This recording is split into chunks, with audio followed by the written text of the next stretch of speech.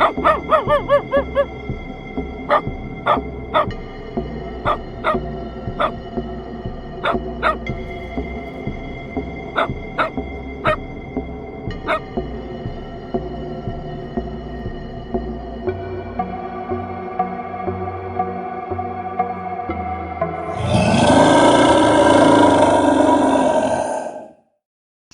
شادی ہو کر جس گھر میں آئی، یہ گھر کم جنات کا مسکن زیادہ لگتا تھا۔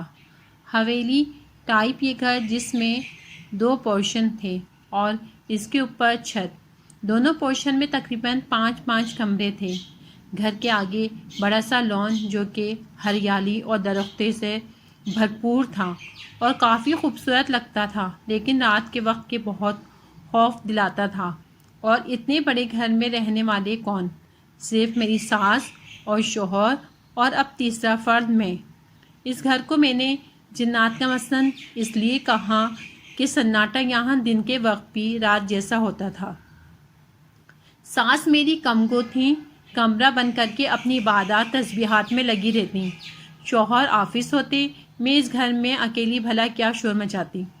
کام والی آتی تھی، کام کر جاتی تھی، کھانا پکانے والی بھی آتی تھی، مگر میں نے اسے بتا دیا اگر میں کھانا بھی نہ پکاتی تو دن بھر کیا کرتی۔ بہرحال بہت جلد ہی مجھے احساس ہو گیا کہ یہاں ہمارے سوا کوئی نہیں رہتا۔ یہ میری بہت بڑی غلط فہمی تھی۔ کوئی تھا جو بہت پہلے سے یہاں رہ رہا تھا۔ اب معلوم نہیں اسے میری موجودگی پسند آ رہی تھی یا وہ مجھے اپنی موجودگی سے آشنا کرانا چاہتا تھا۔ میں سمجھ نہیں پا رہی تھی۔ بہت کچھ عجیب ہونا شروع ہو گیا تھا۔ یہ ایک دوپہر کی بات ہے جب میں کچن میں موجود کھانا پکا رہی تھی۔ اس دن میں نے سوچا کہ آلو کے پراٹھے بنا لینے چاہیے، اور میں وہی بنانے میں مصروف تھی جب کسی کی آہٹ کی آواز پہ میں نے پیچھے مڑ کر دیکھا۔ توقع کے مطابق میری ساس تھی۔ جب امی کچھ کام ہے آپ کو، میں نے پوچھا تو کہنے لگی مجھے تو گوشت پکا دو، میں نہیں کھاؤں گی یہ۔ میں نے کہا جی امی پکا دیتی ہوں۔ وہ کچن سے چلی گئیں۔ ایک دم مجھے خیال آیا کہ انہیں کیسے پتا کہ میں اس وقت گوشت نہیں پکا رہی، سبزی بنا رہی ہوں، کیونکہ میں نے انہیں بتایا ہی نہیں تھا۔ میری ساس پکانے کے معاملے میں نہ پوچھتی تھیں نہ بولتی تھیں، جو پکا لو کھا لیتی تھیں۔ خیر، انسان ہی گوشت کا دل چاہ رہا ہوگا۔ میں نے اپنے دل میں آتے وہم کو جھٹکا اور فریج سے گوشت نکال لیا۔ پکانے کے بعد میں کھانا ٹرے میں سجا کر لے گئی، اپنے لیے پراٹھے اور ان کے لیے گوشت۔ وہ دیکھ کر کہنے لگی میں بھی آلو کے پراٹھے ہی کھا لیتی۔ میں نے کہا آپ نے ہی تو کہا تھا کہ گوشت کھانا ہے۔ انہوں نے حیرت سے میری طرف دیکھا۔ میں نے کب کہا ایسا؟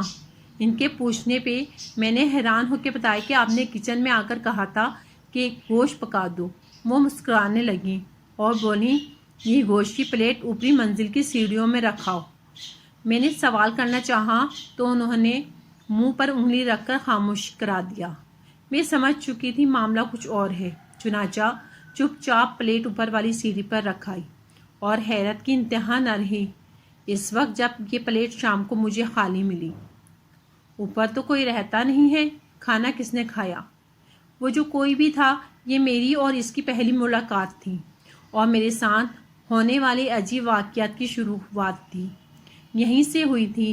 اس کے بعد میں ساس کے بنا کہے اکثر جب بھی گوشت بناتی، ایک پلیٹ اوپری منزل کو جانے والی سیڑھیوں میں رکھ دیا کرتی۔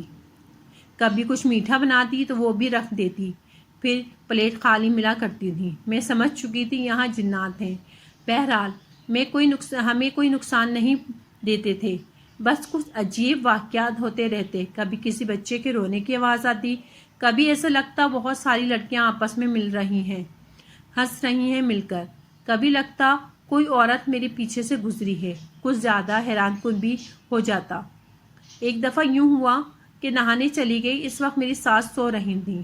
اتنے میں دروازے کی گھنٹی بج گئی۔ یا اللہ، کون آ گیا اس وقت، میں نے سوچا۔ بہرحال کپڑے پہن کر باہر نکلنے تھوڑی سی دیر لگ گئی۔ باہر آئی تو دیکھا کہ میرے شوہر صفے پر بیٹھے تھے۔ آپ یہاں اس وقت؟ میں نے حیرانی سے پوچھا۔ اس سے زیادہ حیرانی سے انہوں نے مجھے اور پھر اپنے پیچھے مڑ کر دیکھا اور پریشان ہو کر بولے، اگر تم یہاں ہو، جس نے دروازہ کھولا وہ کون تھی؟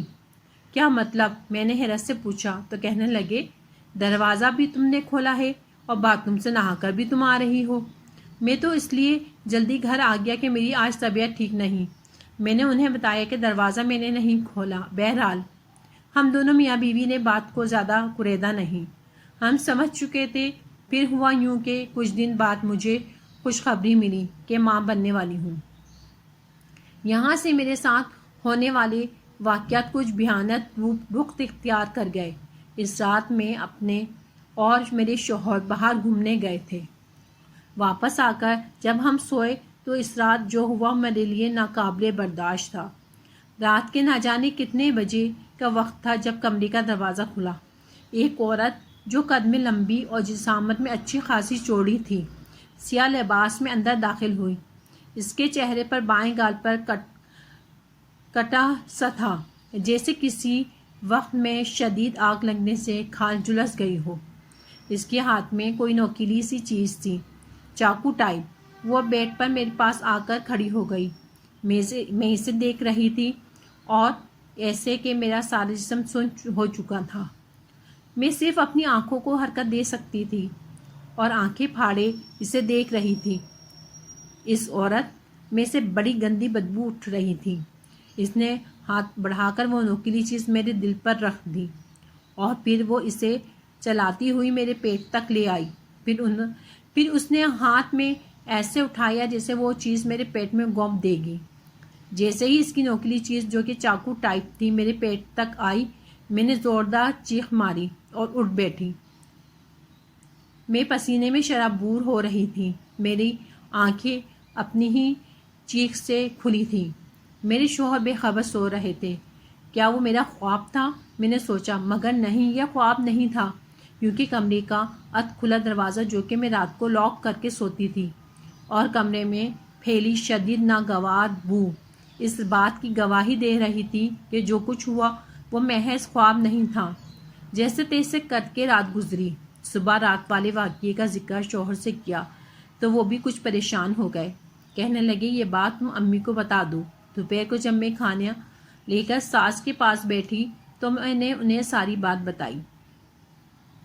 میری ساس نے کہا، رات کو میرے پاس آنا، میں دیکھتی ہوں کہ کیا مسئلہ ہے۔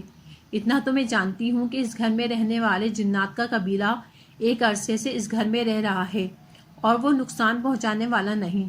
یہ میرے لیے نیا انکشاف تھا کہ میری ساس کچھ نہ کچھ عملیات کا علم جانتی تھی اور اس گھر میں کوئی ایک یا آدھ جن نہیں بلکہ باقاعدہ پورا قبیلہ جنات کا رہتا ہے، جن میں ہر عمر کے جنات موجود ہیں، بچے، بوڑھے، جوان، عورتیں اور ان کا سردار بھی ہے۔ خیر، میں نے جیسے تیسے دن گزارا۔ رات کو اپنی ساس کے پاس گئی تو وہ پوچھنے لگی کہ تم کل رات کہاں گئی تھی؟ میں نے کہا، ہم ریسٹورینٹ گئے تھے اور وہاں سے واپسی پہ ایک فیملی پارک میں چلے گئے تھے۔ کہنے لگی کہ اس فیملی پارک میں ایک خبیث عورت تمہارے پیچھے لگا کر اس گھر میں آ گئی ہے اور اسے تم میں سے نہیں تمہارے بچے سے غرض ہے۔ وہ اسے مار کر لے جانا چاہتی ہے۔ یہ سب سن کر میں رونے کو آ گئی۔ وہ کہنے لگی، پریشان نہ ہو، جب تک میں ہوں تمہیں کچھ نہیں ہوگا۔ انہوں نے کچھ پڑھائی کر کے میرے اوپر پھونک دی اور کہا، ہر وقت اپنے گرد قرآنی آیات کا ورد کر کے حساب باندھ کے رکھا کرو۔ جب تک یہ بچہ اس دنیا میں نہیں آ جاتا، اس کے بعد بھی کوئی بندوبست کر لیں گے۔ خیر، میں وہاں سے آ گئی مگر بہت ڈری ہوئی تھی۔ پھر اس کے بعد جو کچھ نہ ہوا، میں ہر وقت آیات کا ورد رکھنے لگی۔ یہ تقریباً اس وقت کی بات ہے جب مجھے 8واں مہینہ لگ چکا تھا۔ میں اپنے کمرے سے نکل کر کچن کی طرف جا رہی تھی جب مجھے کسی نے زور سے پیچھے سے دھکا دیا۔ میری بلند ہوتی چیخ اس وقت میرے حلق میں رہ گئی جب میں گرنے کی بجائے آدھی فضا میں ہی معلق رہ گئی۔ کسی دو ہاتھوں نے مجھے تھاما ہوا تھا اور گرنے سے بچا لیا تھا۔ میں وہیں بیٹھ گئی۔ میرے دل کی دھڑکن بے قابو ہو رہی تھی۔ میں گہرے گہرے سانس لینے لگی جب پیچھے سے کسی نے میرے سر پر ہاتھ رکھا۔ میں نے مڑ کر دیکھنا چاہا مگر میری گردن نہ ہلی۔ بس آواز آئی، فکر نہ کرو بیٹی، ہم تمہیں حفاظت کریں گے۔ اس کے بعد وہ ہاتھ میرے سر سے ہٹا لیا گیا۔ میں ایک دم گردن موڑ کر دیکھا مگر وہاں کچھ نہیں تھا۔ ہاں، ایک خوشبو تھی جو میرے آس پاس بکھری ہوئی تھی۔ میں اکثر اپنے شوہر کو مذاق میں کہتی تھی، یہ گھر تو کہانیوں والا بھوت بنگلہ ہے، مگر یہ بھوت بنگلہ اب میری حفاظت کر رہا تھا۔ اس گھر کے بھوتوں سے جو کہ جنات تھے، ایک الفت سی ہو گئی تھی۔ ویسے بھی اکثر محلے والی خواتین آ کر بتایا کرتی تھیں کہ تمہاری چھت پہ اکثر رات کو روشنی ہوتی ہے، جس میں کافی مرد و عورتیں چلتی پھرتی نظر آتی ہیں۔ اکثر اس گھر کی اوپری منزل کی کھڑکیاں سے کوئی عورت تو کبھی کوئی لڑکی جھانکتی دکھائی دیتی ہے۔ یہ باتیں اس لیے بتائی جاتی تھیں کہ سب جانتے تھے کہ ہم اس گھر میں 3 ہی فرد رہتے ہیں، مگر خیر یہ میرا مسئلہ نہیں تھا۔ میرا مسئلہ تو وہ عورت تھی جو میرا بچہ لے جانا چاہتی تھی، اور اس خوف نے میری دن رات کی نیندیں حرام کر رکھی تھیں۔ آخر کار میں نے اپنے شوہر سے کہا کہ ہمیں یہ گھر چھوڑ دینا چاہیے۔ اگر آپ اس کا بقیہ حصہ سننا چاہتے ہیں تو ہمارے چینل کو لائک کیجیے۔